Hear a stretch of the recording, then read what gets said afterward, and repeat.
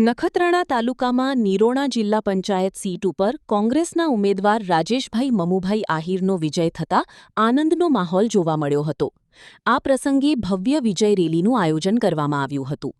આ રેલીમાં બીબર તાલુકા પંચાયત સીટ પરથી કોંગ્રેસના વિજેતા રમેશભાઈ આહિર, નિરોણા ગામના સરપંચ શ્રી એનટી આહિર તેમજ ગામના અગ્રણીઓ મોટી સંખ્યામાં જોડાયા હતા।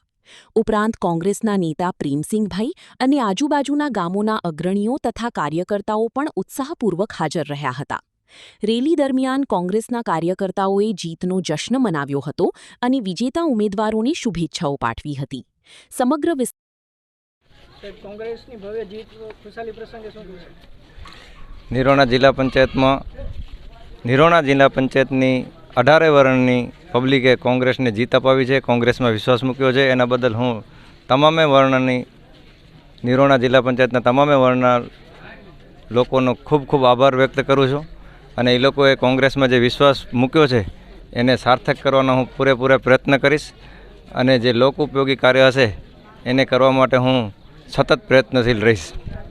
પ્રેમસિંહ જાડેજાને પૂછવા માંગીશ, તમારી મહેનત અંગે અને ભવ્ય જીત બાદ શું કહેશો? જીત આ જનતાની છે, અમારી કાંઈ જીત નથી।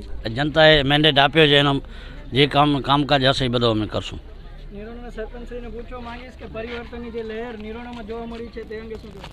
સમગ્ર આ વખતે પાવરપટ્ટીની અંદર પાવરપટ્ટીની પ્રજાએ પરિવર્તન કરવાનું નક્કી કર્યું હતું ને કરી બતાવ્યું છે। એટલે પાવરપટ્ટીનું પાણી કાયમને માટે આવું જ રહે અને જ્યારે એમ થાય કે અહંકાર કે એવી અહંકારી સરકાર આવે અને કોઈ દાદ ન આપતું હોય ત્યારે પાવરપટ્ટી પાણી બતાવવા માટે આજે તૈયાર છે અને કાલે તૈયાર છે।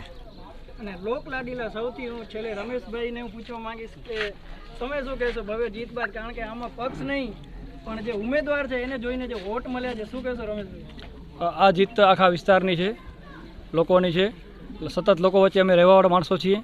અહીંના જે જિલ્લા પંચાયત ઉમેદવાર રાજેશભાઈ પણ અહીં પહેલાં તાલુકા પંચાયત સદસ્ય તરીકે લડી ચૂકેલા હતા।